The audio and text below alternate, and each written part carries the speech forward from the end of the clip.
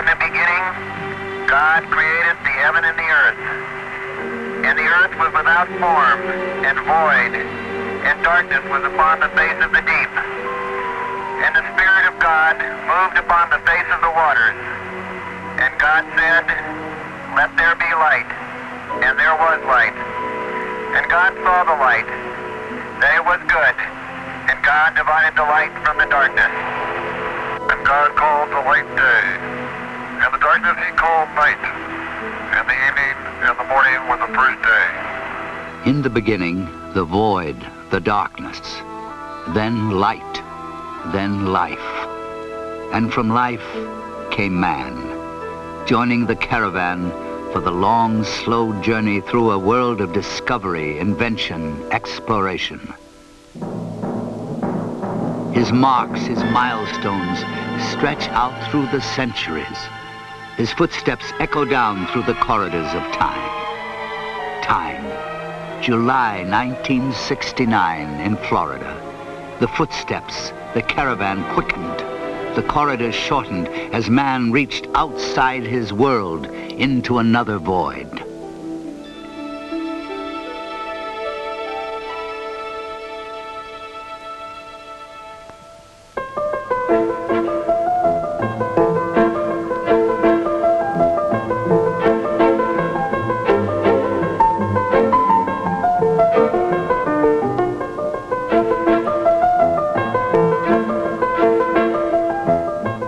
Today in Florida, they go about their lives, taking only a sideways glance at the reminders of that milestone. Reminders, images that vaguely jog our memory.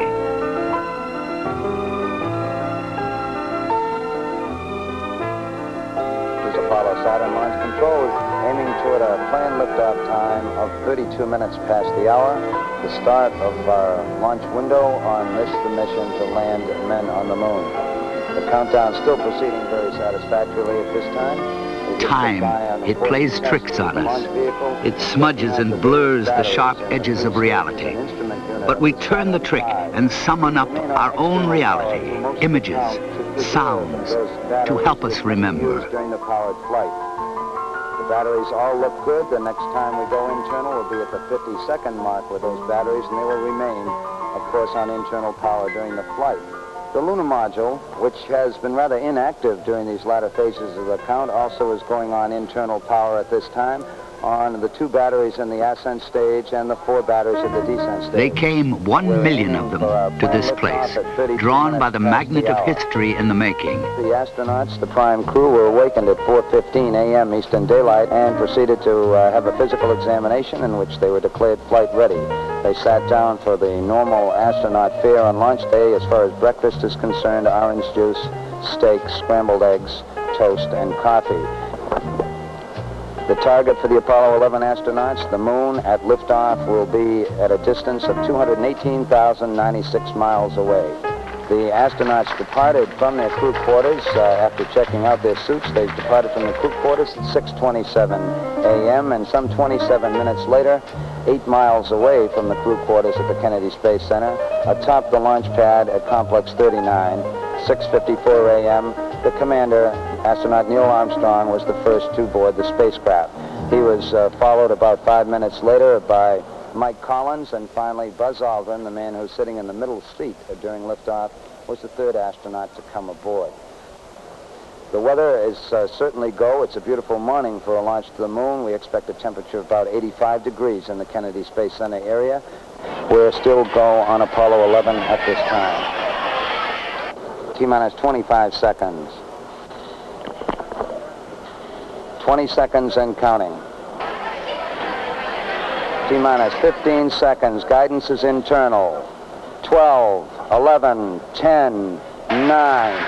Ignition sequence starts. 6, 5, 4, 3, 2, 1, 0. All engine running. Liftoff. We have a liftoff. 32 minutes past the hour. Liftoff on Apollo 11. Tower cleared.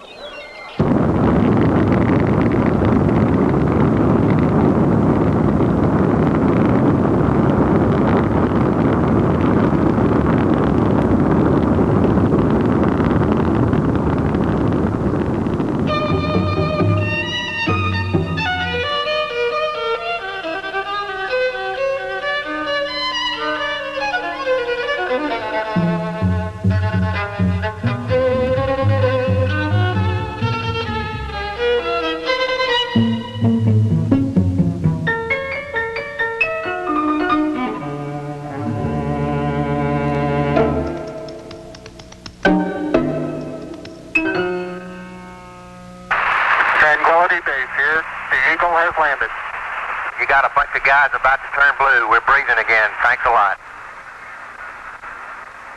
Yeah, I'm going to step off the limb now. That's one small step for man, one giant leap for mankind.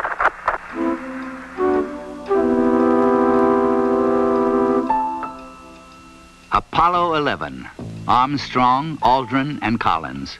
They and millions of others reached out and, in their own way, touched another planet.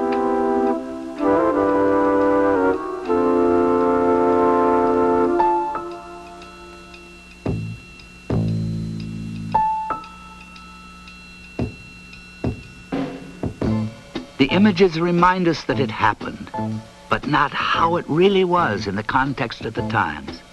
George Low, one of the architects of the Apollo program, does remember. If you think back at the period of the 60s, they weren't very happy years in general. We had, the ever-deepening involvement in Vietnam. We had riots on the campuses, riots in Watts and elsewhere, 3 terrible assassinations. A great deal of strife and turmoil in the country. And yet all of this was overcome by one single event, and that was Apollo 11. The decade ended with it. It was a fantastic adventure that I believe helped overcome all of the bad things of the decade. It represented Americans to ourselves, and particularly to the rest of the world, as we like to see ourselves and as we hope the rest of the world likes to see us.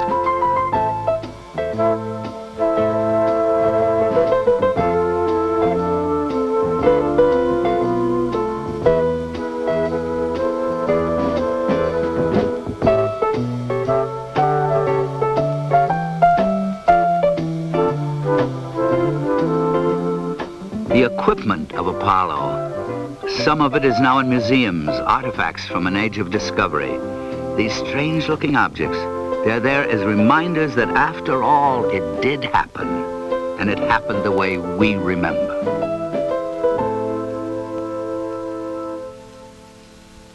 The facilities of Apollo, now silent and still. In Houston, Mission Control, the nerve center of manned flight operations.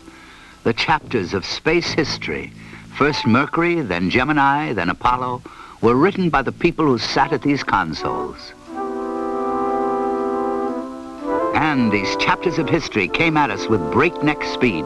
Christmas Eve, 1968, in the beginning, Apollo 8, the footsteps were quickening. A few months later, Apollo 9. The long years of preparation were contracting into days, hours, minutes. The first manned flight of the lunar module, the Spider. Apollo 10, the dress rehearsal for the real thing. In 5 months, 3 missions, and in the 7th month, the payoff. Then, the celebrations.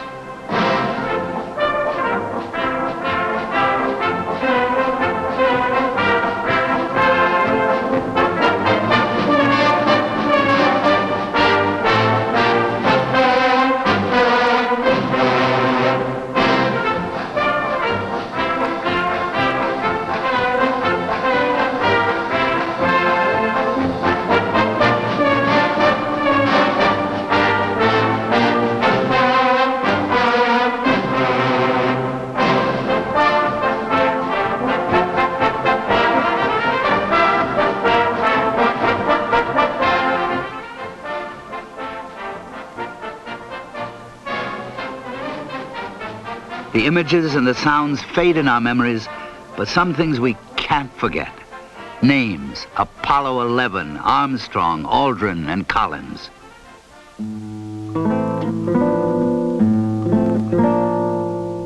Other names: Grissom, White, and Chaffee. They remind us that it wasn't all success and celebration. There was failure and tragedy. Early in 1967, the 3 crawled into the command module at Cape Kennedy for a test.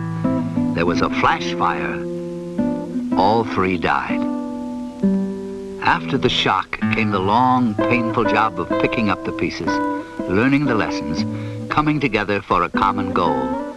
The remains of the launch structure stand as a reminder that the goal was reached.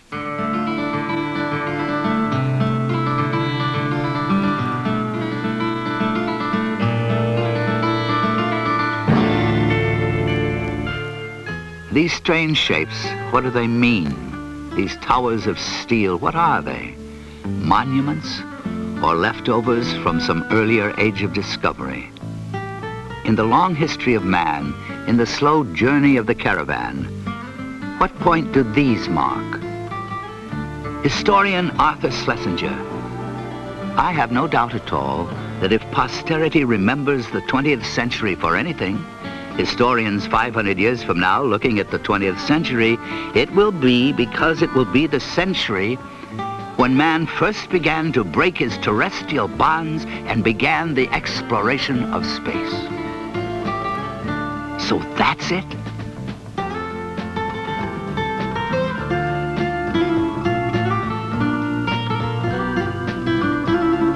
As man learned and moved on and discarded the earlier structures, he came to these. They are marked for further milestones, reserved for future missions, other reaches to other different voids.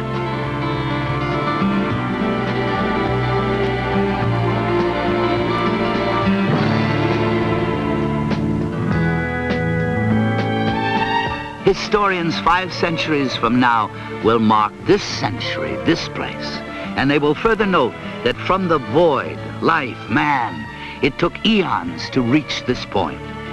But once there, the centuries and years compressed into days, hours, split seconds of exploration.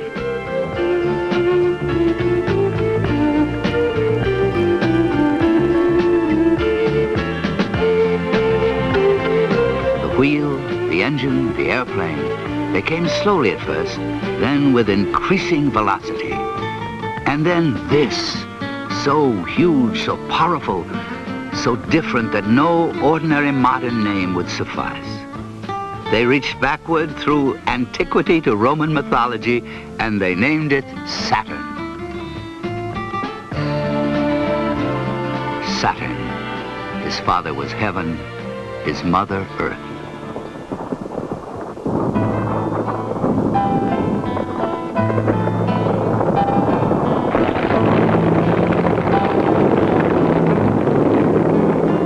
Complex organization, the mammoth machines, the incredibly detailed technical knowledge, the dedication. It was all harnessed, sharpened to a fine edge, and focused. The program developed and matured. Apollo 17 was launched at night, and even the old hands, the hardened veterans of the space program, couldn't help but feel the awe and wonder and excitement. In the excitement of the split second of exploration, man doesn't stop to freeze the moment in history, to look at it and ask what it means. He simply lives it out. But in the Apollo program, on their way to the moon, they found a way to live out their strange moments in those strange spacecraft. It may be the peculiar nature of Americans to make history and to have fun in the making.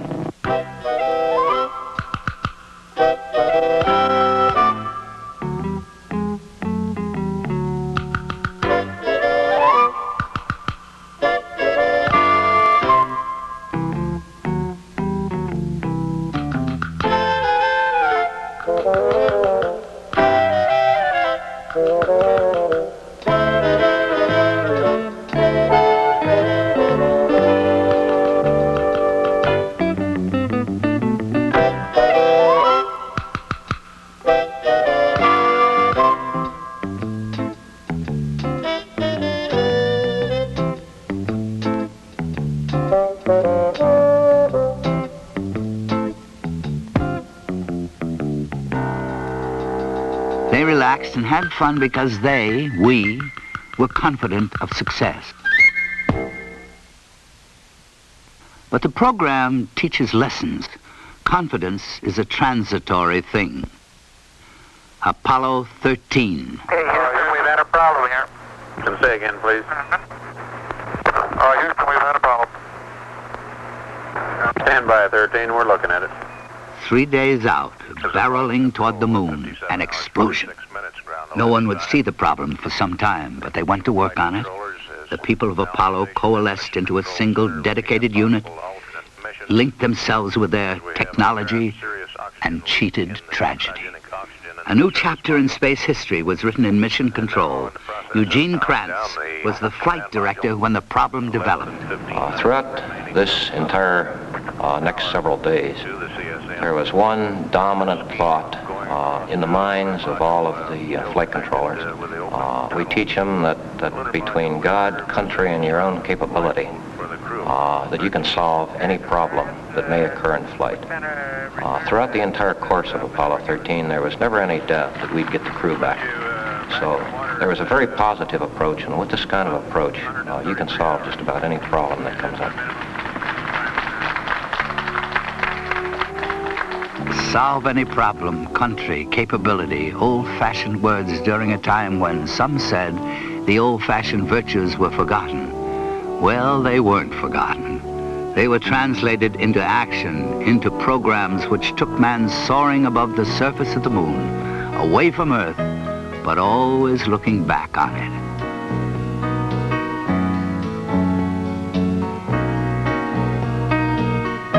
These divided thoughts, the moon, the Earth, run through the Apollo program, a sort of theme. They went there flying in their graceful machines, but they always thought back to where they came from. Perhaps that's natural.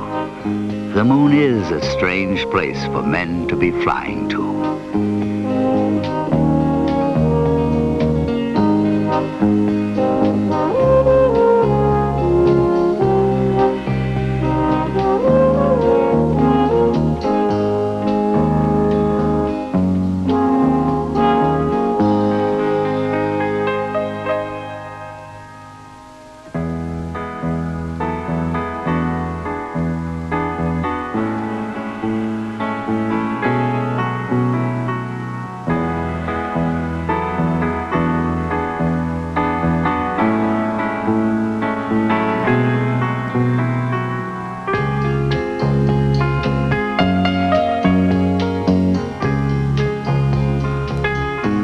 If it's strange for men, for mankind, it's stranger still for the individual man.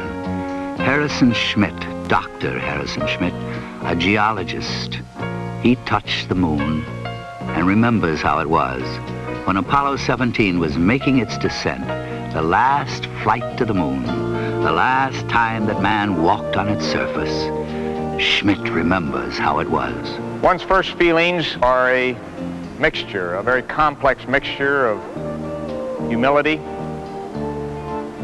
of excitement because of something you had planned to do was being accomplished, but of a great attention to detail, to the detail that you had thought about and learned about for so many years prior to the actual event. That detail keeps you occupied with where your hands are and where your feet are, which rung they might be. You try to remember, well, am I at the bottom of the rung? And then as one moves away and tests his way on the surface of the moon and looks around, and in my case, looked around a very magnificent valley, you see a rolling, hilly country that is interspersed with some blocky fields of rocks that you know because you've studied the photographs, and you saw them as you descended surround large craters that have been formed in that rolling countryside. These rolling dark hills merge in the distance a few kilometers away with the very smooth but very bright colored slopes of the massifs. And they rise with a majesty to rocky tops that are almost beyond description because there's nothing like that we have seen on Earth.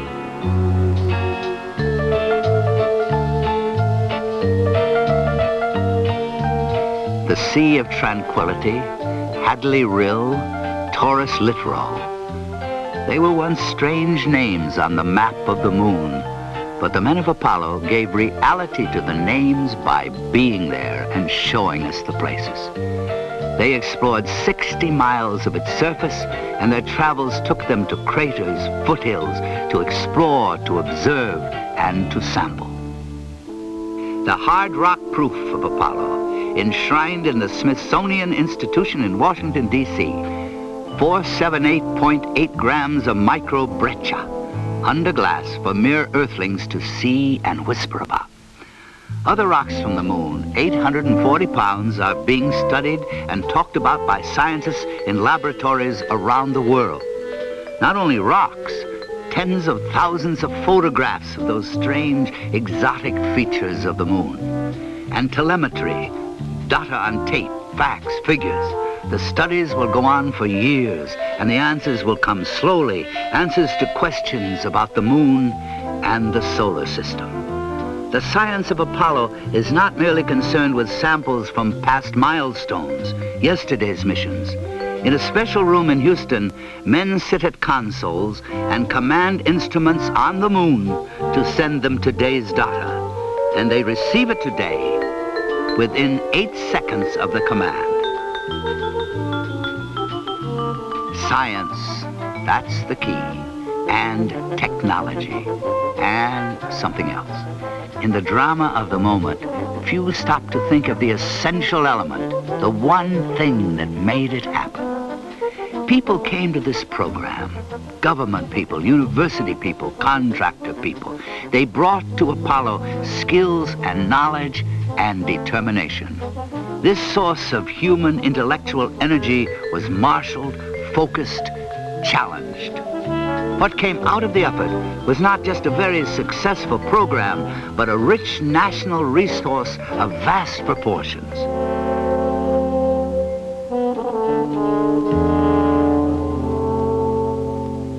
Crystals from the moon, the symbols of the science of Apollo. Behind it, causing it, was the spirit of Apollo. I was strolling on the moon one day in a merry, merry month of December. Now, May's the month. May, that's right. May is the year of the month. When, much to my surprise, a pair of bunny eyes. That's the truth. You do that in West Texas and you get around. We saw something of this spirit. We shared in the adventure, the excitement, the euphoria of being there. We shared it with the men who bounced across the surface of the moon. Look at the size of that biggie. It is a biggie, isn't it? And the surprise of discovery. We were there too, all of us, watching, vicarious explorers. On for the big boulder. Okay, we're headed that way. You get the tongs, John? Yep, we got. I'll carry the rake. Look at the size of that rock. Can't believe it. Got it. I can't either. Okay, let's go on back. I am. And the meaning, the significance of an occasion. That too came to us, flashed into our living rooms on our 19-inch window on the universe. Countries throughout the world. We hope that this will be a symbol of what our feelings are, what the feelings of the Apollo program are, and a symbol of mankind that we can live in peace and harmony in the future.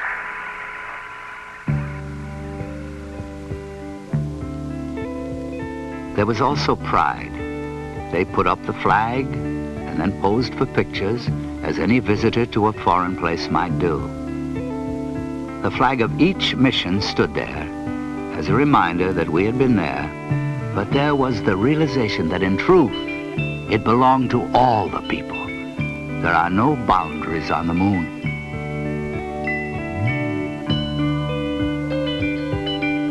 The focus was the moon. That's what it was all about. But by reaching up there, we, in a sense, came back here. As one stands and scans a 360-degree panorama of his own, one of the first objects in the dark lunar sky that you see is a bright and beautiful bluish globe that we call Earth. This globe represented to all of us, I think, not only home, but a very fragile place that we have come back and felt that needed not only protection but understanding.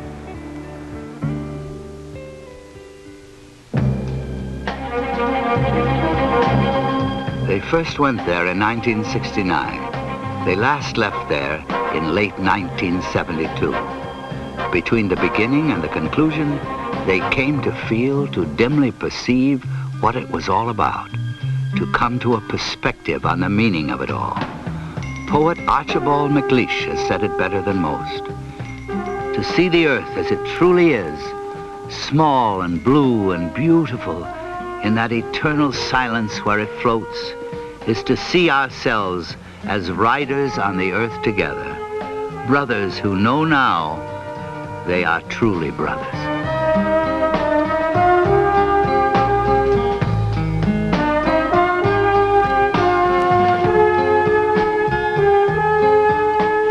The excitement of the mission, the tension and drama of the splashdown, they remain only in our memories, and in time they'll be replaced in the future by other missions, other memories. The moments of Apollo may be over, but the understanding and the discovery, they go on. And the full meaning, the real meaning, may yet be in the future too. But for now, for the present, the images and the sounds provide meaning enough to each in his own way and to each in his own time.